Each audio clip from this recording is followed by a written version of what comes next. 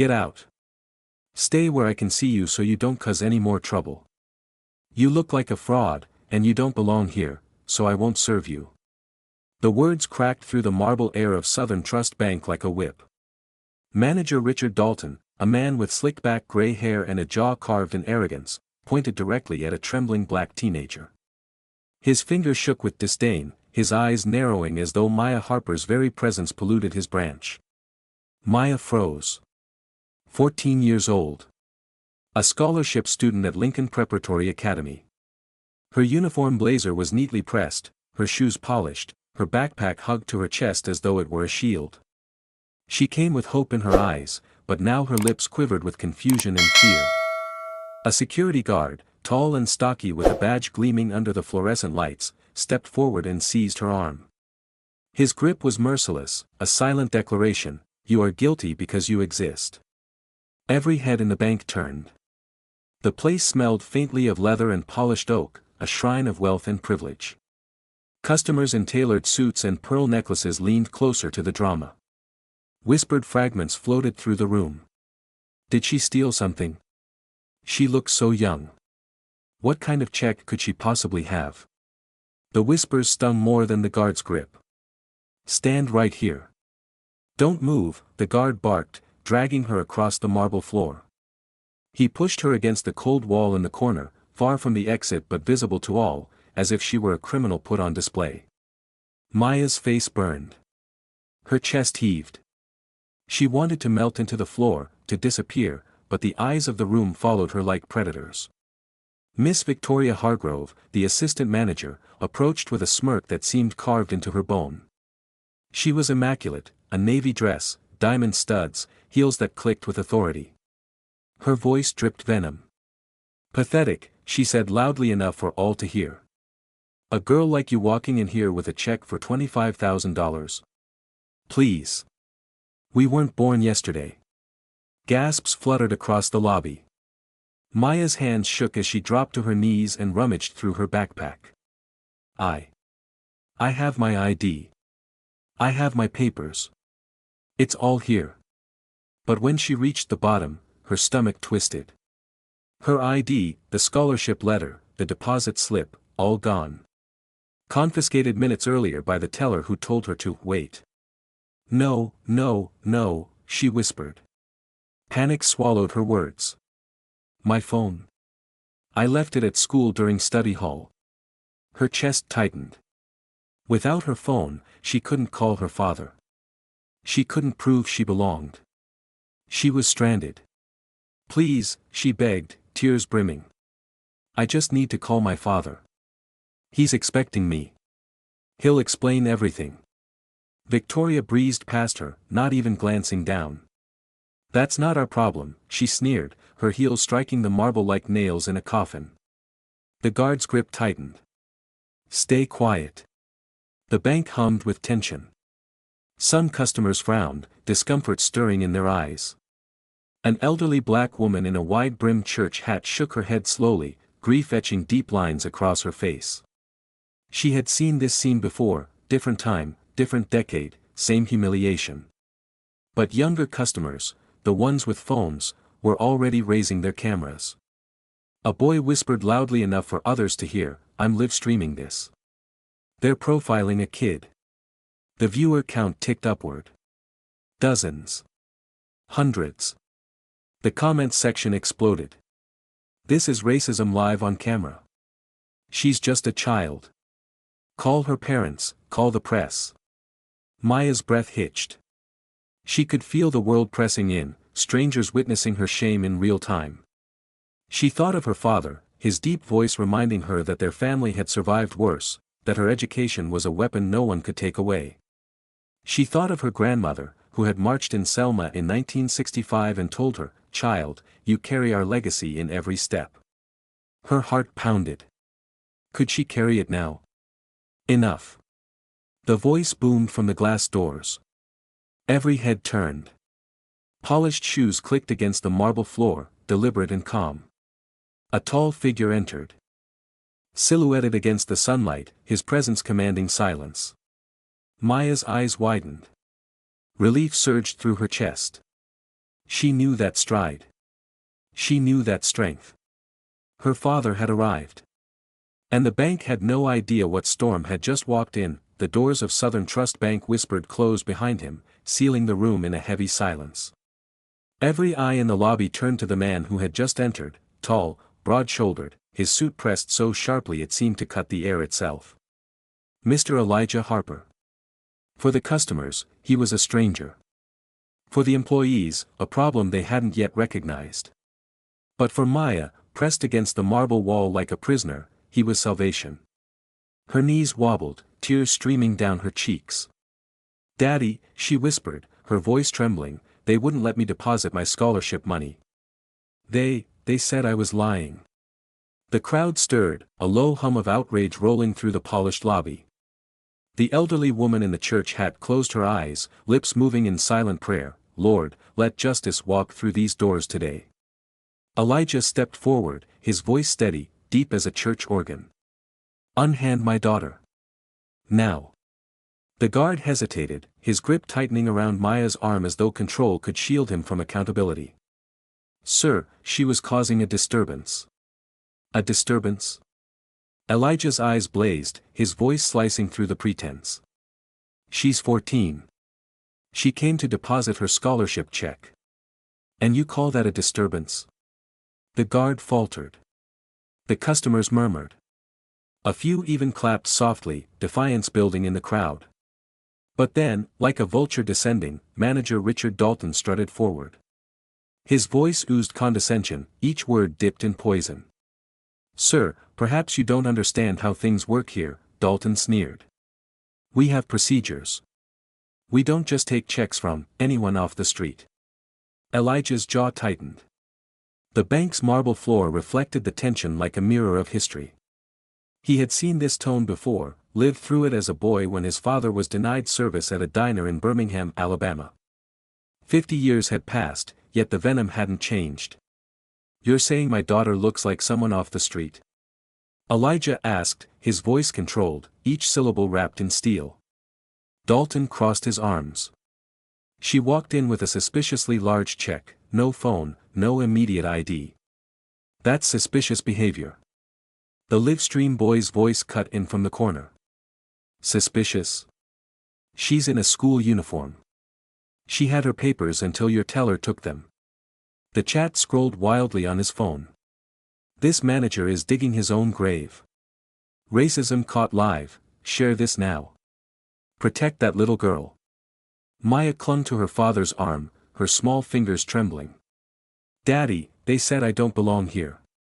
That people like me can't have checks like this." The word stabbed Elijah's chest like knives. "People like me." He heard his grandmother's voice echo from decades ago, "Child, they will try to cage you with words. But your worth is older than their hate." He straightened his back. His voice filled the bank. "My daughter belongs everywhere her excellence carries her. And you," he pointed directly at Dalton, "you owe her an apology." Dalton scoffed, laughter rolling bitterly across the room. "Apology? To a child playing make-believe with checks? Sir, perhaps you'd be better served at another bank. One that doesn't mind wasting time on your kind." The words "your kind" hung in the air like a stench. Gasps rippled through the crowd. Phones lifted higher. Even customers who moments earlier had looked indifferent now shifted uncomfortably.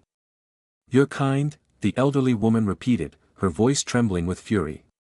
"I've marched too many miles, buried too many friends, to hear those words again in 2024.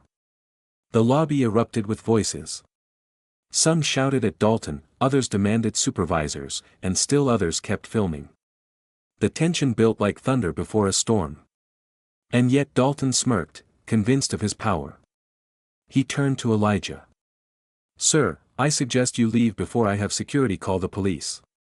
Imagine how it will look, a man shouting in a bank, threatening employees. Do you really want your daughter to see you escorted out in handcuffs?"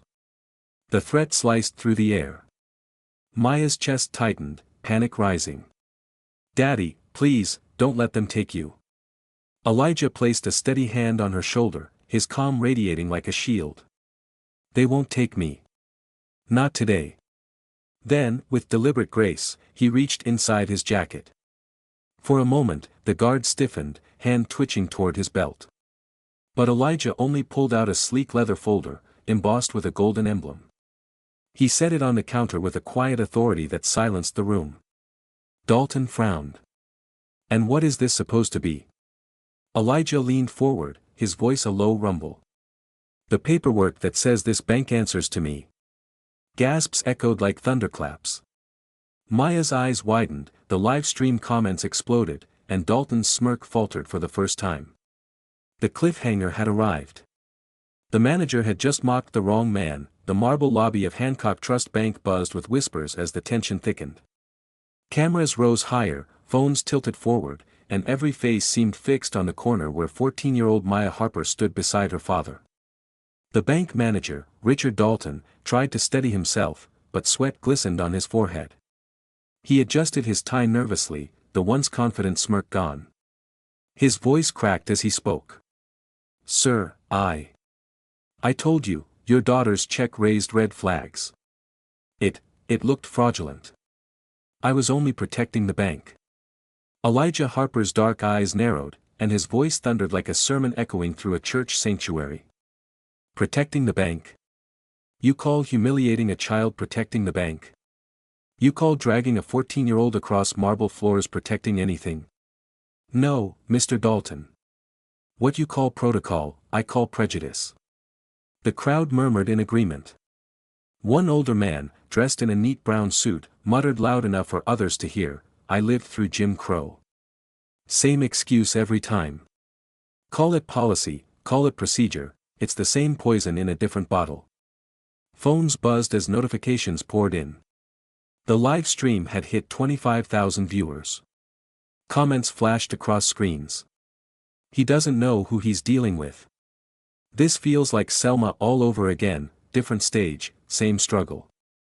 Stand tall, Mr. Harper. We're with you. Dalton tried again, his voice higher now, desperate. Sir, please, you have to understand, I've worked here for 15 years. I have to follow rules. If I made a mistake. Elijah cut him off, his voice low but sharp as glass. Mistake. A mistake is forgetting a signature. A mistake is misplacing a document. What you did was deliberate. You saw a young black girl and assumed guilt before you allowed truth. That's not a mistake, that's a mindset. A hush fell.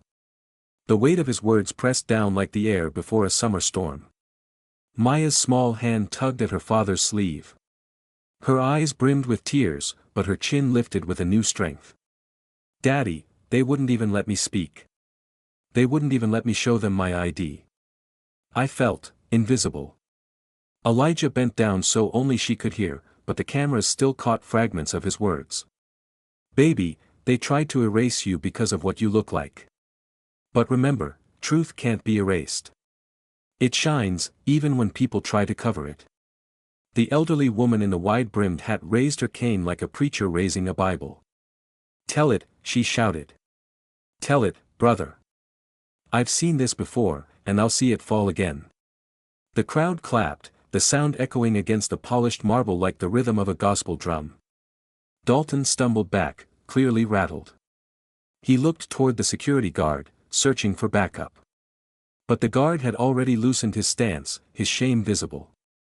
Mr. Harper, sir, I didn't realize. Elijah's voice cut him down swiftly. You realized enough to put your hands on my child. You realized enough to ignore her words. Don't tell me you didn't know. You just didn't care. The guard's head dropped. Silence thickened again. Then Elijah lifted the black leather folder he had carried in with him. Slowly, deliberately, he placed it on the counter and slid it toward Dalton. The gold seal glimmered under the bright lights. Gasps rippled through the crowd. Dalton's trembling hands opened the folder. His lips moved as he read the heading aloud, Harper Holdings, Majority Shareholder Agreement. His face drained of color. His knees nearly buckled. This isn't possible. Elijah's voice rang clear, steady, unshakable. It is more than possible. It is truth. This bank you claim to protect, this branch you think belongs to you, operates under Harper Holdings. And Harper Holdings belongs to my family. The crowd erupted. Applause thundered. One woman shouted, "Hallelujah." Another clapped and cried, tears streaking down her face. The live stream comments exploded. He owns the bank. This is justice in real time. Dalton just ended his career. Dalton stammered, his mouth dry. "Mr. Harper, I didn't know.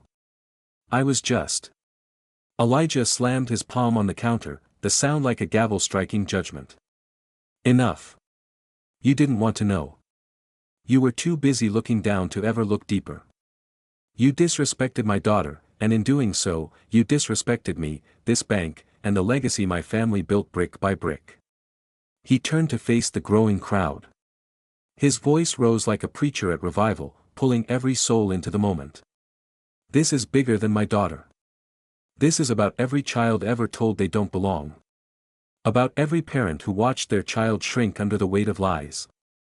About every family forced to fight twice as hard for half the respect." The crowd clapped again, louder, a rhythm now. Some customers shouted, "Amen." Others held their phones high, capturing history. Dalton's face twisted, caught between fear and desperation. "Please, sir. I'm begging you. I have a family. I can't lose my position. I didn't mean." Elijah's voice was steel. "You meant every word. And now, the world will see what meaning costs." He took Maya's hand and lifted it gently, like a judge raising a symbol of truth. "This young woman you tried to humiliate, this is the future. And no prejudice, no arrogance, no so-called protocol will stand in her way." The lobby erupted again, a wave of clapping and shouts, as if the very walls vibrated with justice. And then Elijah's eyes returned to Dalton, cold and final. "You, Mr. Dalton, will answer for this today." The live stream passed 50,000 viewers. Reporters were tweeting. News alerts buzzed across phones. The world was watching, breath held, waiting to see what Elijah Harper would do next. The cliffhanger struck like a lightning bolt. Would Dalton be fired here, before the very eyes of the customers? Would Elijah make the humiliation public and permanent? Every eye stayed fixed. Every phone kept recording. The moment had become more than personal, it had become history. The silence inside Hancock Trust Bank felt heavy, like the air before a thunderstorm. The crowd leaned closer, their breaths caught, their phones steady. Richard Dalton stood frozen, still clutching the black folder that had revealed the truth. His arrogant dismissal of a young black girl had not just been cruel, it had been suicidal. Elijah Harper stepped forward. Every stride carried the weight of a man who had built an empire from nothing, who carried generations of sacrifice on his shoulders. He placed his hand firmly on the counter, his voice filling the room like a church bell. "Richard Dalton," he said, each syllable slow, deliberate, merciless, "you didn't just insult my daughter. You didn't just call her a liar, a fraud, a criminal. You insulted the Harper name, the Harper legacy, and the very institution you claim to serve." Dalton's lips trembled. "Please. Mr. Harper, I didn't know. If I had known she was your—" Elijah's voice thundered. "Stop. Don't you dare. Don't you dare reduce my daughter's worth to her bloodline. You think she deserved respect only because she is mine? No, Richard. She deserved respect because she is human. Because she walked into this building with truth in her hands and dignity in her heart. And you ripped it away because of the color of her skin." A collective gasp rose from the crowd. The elderly woman in the wide-brimmed hat raised her cane again. "Preach it," she shouted, and the lobby erupted in claps and shouts of agreement. Maya, still holding her father's hand, lifted her chin. For the first time that day, she felt the sting of humiliation begin to fade. Now she saw her father fighting not just for her, but for every child who had been silenced. The live stream viewer count climbed, 70,000, then 80. Hashtags were exploding, hashtag justice for Maya, hashtag banking while black, hashtag Harper legacy. Dalton looked around desperately. The security guard had stepped aside, shame carved across his face. The tellers whispered to each other, their own discomfort clear. Customers filmed, some shaking their heads, others murmuring, unbelievable. Elijah leaned closer, his voice dropping into a chilling calm. Do you know who you've been working for all these years, Richard? Do you know whose name signs your paychecks? Dalton swallowed hard, unable to speak. I am the majority shareholder of Hancock Trust, Elijah said, his words cutting like steel. My family saved this institution when it was collapsing in the late 90s. My late father poured his life savings into keeping these doors open so that people like you could have jobs. And today, you dared to disgrace his granddaughter in the very building he saved. Gasps again. Some customers placed hands over their mouths. One young man in the crowd whispered into his phone, Bro, this is insane. The manager just insulted the owner's kid. This is going viral. Dalton tried again, his voice breaking. Sir, I didn't know. I never meant. Elijah slammed his hand on the counter, the sound sharp as a whip. You never meant. Let me tell you what you meant. You meant to belittle her. You meant to embarrass her. You meant to put her in a corner like she was less than the others here. That's what you meant. And now, Richard Dalton, the world will know exactly who you are. Phones rose higher. The camera flashes flickered like lightning. Elijah turned to the crowd, his voice rising with rhythm, like a sermon delivered from a pulpit. This is not just about Maya. This is about every black child who has walked into a store, a school, a bank, and been told they don't belong.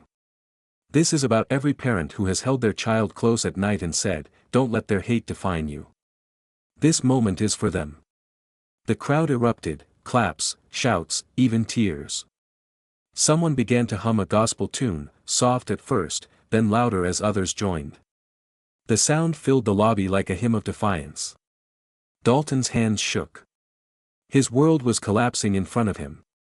He had gone from arrogance to fear in minutes. His career, his reputation, his future, it all hung in the balance.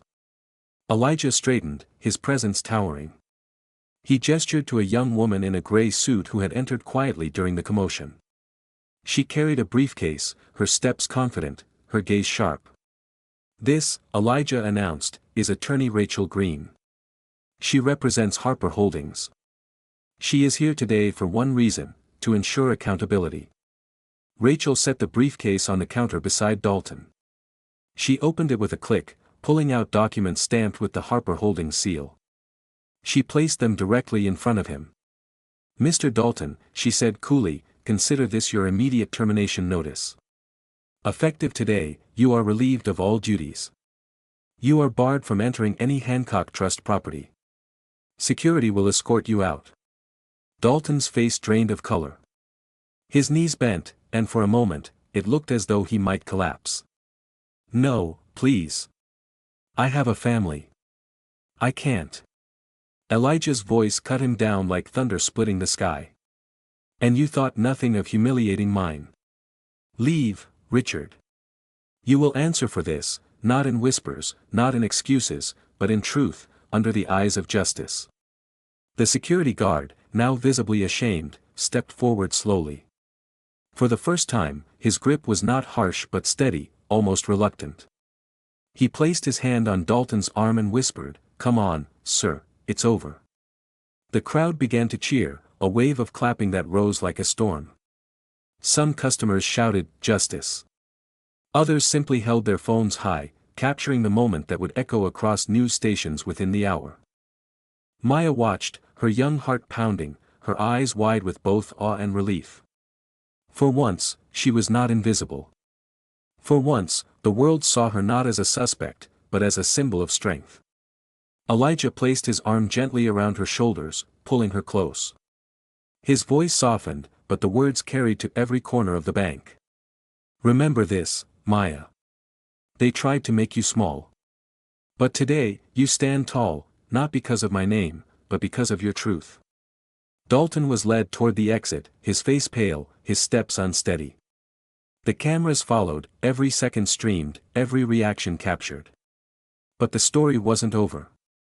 Because as the manager disappeared through the glass doors, Elijah turned back to the crowd, his eyes burning with a new fire.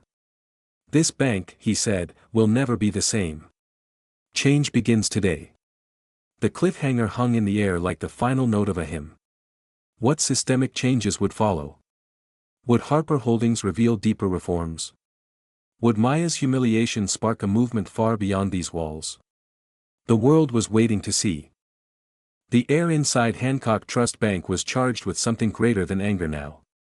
It wasn't just about one girl, or one manager, it had become a reckoning. Every phone recording, every whispered comment, every hashtag erupting across social media carried the same unspoken message: this is bigger than Maya. Elijah Harper stood firmly in the center of the lobby, his hand resting on Maya's shoulder. Behind him, attorney Rachel Green was already on her phone, speaking with someone at Harper Holdings headquarters. The world outside had started to close in, news vans were pulling up, reporters rushing toward the glass doors, camera crews scrambling for position. The hum of voices rose into a storm as the doors opened and several officials entered. Among them was City Councilwoman Denise Holloway, a longtime advocate for civil rights and economic fairness. She had marched as a teenager in Selma with her grandmother, and today, she marched straight into the bank with fire in her eyes. "Elijah," she said, her voice booming even without a microphone, "we heard what happened here. And let me be clear, this is not just about your family. This is about systemic discrimination that has plagued our community for decades. Today, the world will see it for what it is." The crowd cheered, the sound echoing off marble walls. Dalton had already been escorted outside, but his disgrace hung heavy in the air like smoke after a fire. Councilwoman Holloway gestured to the reporters who had pushed their way inside. "Take this down," she said firmly. "The Department of Justice has already documented that Black Americans are twice as likely to be denied financial services, even when presenting identical qualifications. In fact, a 2019 Federal Reserve study revealed that over 40% of Black applicants faced extra scrutiny when depositing or withdrawing funds. This humiliation Maya suffered, this theft of dignity, it's not an accident. It's a pattern." The cameras clicked furiously. Microphones pointed at Elijah. Reporters shouted questions. "Mr. Harper, will you be pressing charges against Dalton? Is Hancock Trust facing lawsuits? Will this branch be shut down?" Elijah raised his hand, silencing the chaos. His voice, calm but unyielding, filled the space. This institution was built with the promise of trust, yet today, it betrayed that very promise. What my daughter endured is not just a personal insult. It is evidence of systemic rot. If this can happen to Maya Harper, imagine how many other young Black children have been silenced, humiliated, or turned away without anyone watching. He paused, scanning the room. His gaze landed on the elderly woman with the cane, her eyes wet with tears. He thought of his own mother, who once told him, "Son, dignity is not given by men. It is protected by truth." This, Elijah continued, is why Harper Holdings will launch a full-scale internal review of every Hancock Trust branch. Every complaint ignored, every client turned away, every act of discrimination buried in silence, we will bring it into the light. Starting today, this bank belongs to accountability. The crowd roared in approval. Customers who had been silent now raised their voices. One young man shouted, "I was denied a loan here last year, I had perfect credit." Another woman added, "They made me wait 3 hours to cash my paycheck while others walked straight through." Rachel Green opened the briefcase again and began pulling out stacks of documents. "These," she explained to the reporters, "are records of past complaints sent directly to Dalton's office, complaints he ignored. Letters from customers describing racial profiling, delays, and outright denial of service. He dismissed them as misunderstandings. But they are evidence. And today, they will be reviewed by Harper Holdings and shared with federal authorities."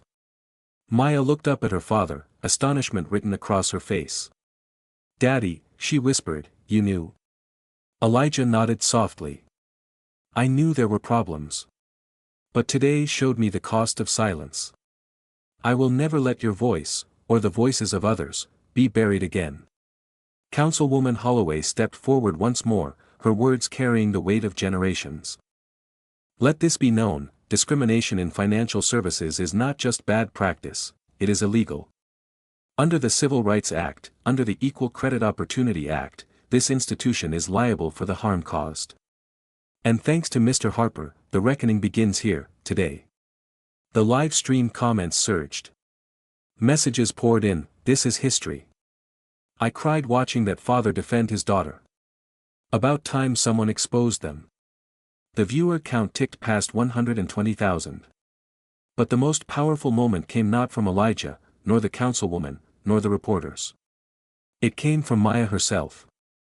She stepped forward, her small voice trembling but firm. All I wanted was to put my scholarship money in the bank. That's all. But they looked at me like I was nothing. Like I didn't belong. I'm only 14. But I know this, no one should ever feel like that. Not here. Not anywhere. The room fell silent. Even the reporters lowered their cameras, moved by her innocence, her courage. And then, like a spark lighting dry grass, the crowd erupted, cheers, claps, chants of justice. Justice. Some began singing, "We Shall Overcome," softly, their voices trembling with history but rising in strength. It was no longer just a scandal. It was a movement. Elijah placed his hand over his daughter's, tears glistening in his eyes. "Maya," he whispered, "your voice just changed this place forever." But outside, the media storm was growing. National networks were setting up live broadcasts. Senators were already tweeting statements. Hancock Trust stock was plunging by the minute. The scandal had outgrown the bank's marble lobby. Now, it was about to shake the nation. And the question hung heavy, what would Harper Holdings do next? The lobby of Hancock Trust Bank no longer felt like a financial institution. It felt like a pulpit, a town square, a battlefield of dignity. The marble floor that had once echoed with the sharp taps of heels and whispers of power now carried chants, hymns, and the hum of a crowd refusing to be silenced. "Maya is right," shouted an older man in a faded veteran's cap, his voice trembling with age but strong with conviction. "We've been humiliated long enough. I fought overseas for this country, came back, and couldn't even get a fair loan for my house. Enough is enough." Others followed, raising their hands, telling their stories. A middle-aged woman, clutching her purse, said through tears, "They asked me for 3 different IDs just to cash my paycheck. I worked 2 jobs, and they treated me like a criminal. Today, I finally feel seen." The crowd cheered, not just for her, but for themselves. For every indignity carried silently. For every moment when dignity had been stolen with a smile and a shrug. Elijah Harper watched, standing tall beside Maya. He felt the weight of the moment, the way generations were converging right here, in this bank. His daughter's voice had opened the floodgates, and now the truth was spilling out like a river breaking its dam. Then something happened that no one expected. A soft, trembling hum rose from the back of the room. It was Mrs. Eloise Carter, a church elder in her late 70s, her cane resting against her arm. She had been watching silently, but now her voice rose in an old hymn. "Ain't gonna let nobody turn me around." The words floated through the air, fragile at first, but soon others joined in. Young voices, old voices, strong voices, cracked voices, together they built a chorus that shook the marble walls. "Keep on a walkin', keep on a talkin', marching up to freedom land." Reporters lowered their cameras for a moment, stunned. The crowd swayed together, some with eyes closed, some with hands raised. It was no longer just a scandal, it was worship, it was history, it was the soul of a people echoing through the very walls of an institution that had tried to deny them. Maya, her eyes wide, leaned against her father. "Daddy, they're singing for us." Elijah's throat tightened. "No, baby. They're singing for everyone who ever felt small in a place built to make them feel invisible." Councilwoman Holloway raised her fist high. "This is more than a scandal. This is a call for change. And we will not leave until we know that change is coming." The chants grew stronger. "Justice. Justice. Then, seamlessly, the chants turned into demands: accountability now. Reform today. Social media exploded. Livestream captions read, Civil Rights Moment in 2024. History being made inside a bank. Maya Harper sparks national protest. Within minutes, millions had tuned in. Hashtags trended worldwide. Politicians tweeted statements of support. Churches announced vigils. Attorney Rachel Green whispered to Elijah, "This is no longer a local issue.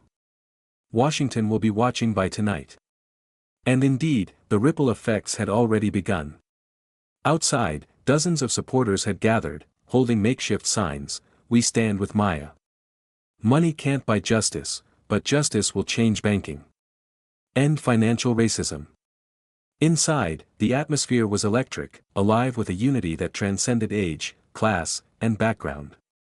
A teenage boy live streaming whispered into his phone, "Y'all, I've never seen anything like this. It feels like Selma, like Montgomery, but right here in our time. I swear, this is history." Dalton, somewhere outside under police escort, surely heard the chants and the hymns. His downfall had become the anthem of the people. Maya, clutching her scholarship envelope still wrinkled from the ordeal, took a step forward. Her voice, small but steady, cut through the noise.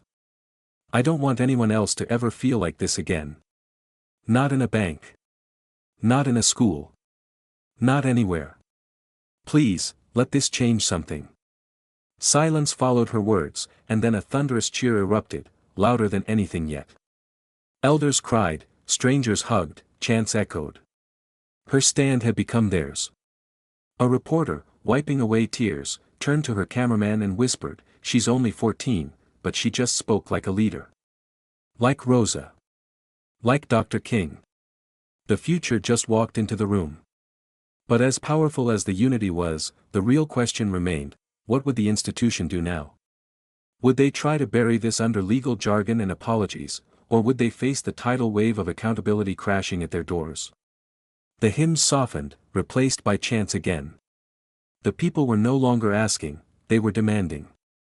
And as the crowd stood unified, the moment sharpened into a single question: what would Hancock Trust Bank sacrifice to keep its empire intact? The chants had reached a fever pitch when the heavy glass doors of Hancock Trust Bank opened once more. This time, the person who stepped inside wasn't another reporter or police officer. It was the bank's regional president, a tall, silver-haired woman named Marjorie Blake, flanked by 2 legal advisors and trailed by a nervous assistant with a laptop. She paused for a moment at the sight before her. The marble lobby, normally polished and silent, had become an impromptu courtroom, a sanctuary, and a battlefield all at once. Customers, neighbors, activists, elders, and children stood shoulder to shoulder, eyes fixed on her. And at the center of it all, Maya Harper, the 14-year-old girl whose quiet dignity had ignited a storm. Marjorie's voice was steady but low, trying to cut through the chants. "Ladies and gentlemen, please. I hear you. I hear all of you." But the crowd didn't stop. The chants of "Justice now. Justice now," shook the walls. Mrs. Eloise Carter, leaning on her cane, stepped forward and raised her hand. Slowly, the voices subsided, leaving an echo in the air like thunder rolling away. Now every eye was on Marjorie. She cleared her throat. "Effective immediately, Miss Hargrove, the manager of this branch, is terminated from her position."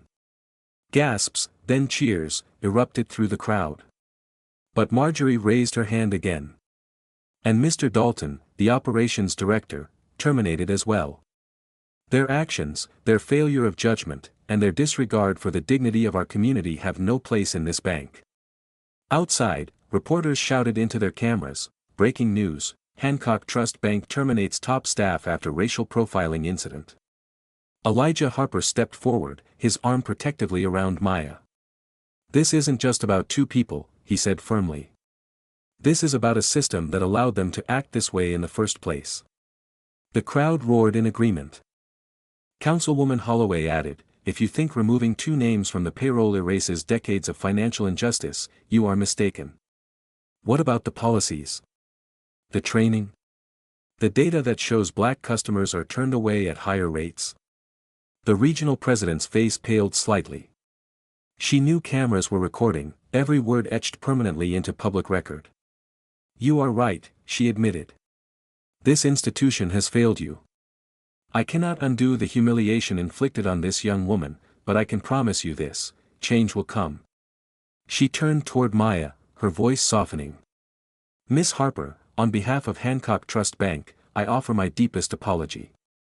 And I extend an invitation, no, a request, that you and your family join our community advisory board to help us reshape our policies. Maya, still clutching her scholarship envelope, blinked in surprise. I just wanted to deposit my check, she whispered. Elijah smiled at her gently. Baby, sometimes the smallest act uncovers the biggest truth. The crowd cheered again, some with tears streaming down their faces. Reporters scribbled furiously, live stream comments soared, and hashtags exploded across social media, hashtag stand with Maya, hashtag banking reform now, hashtag justice deposited. Then, something remarkable happened.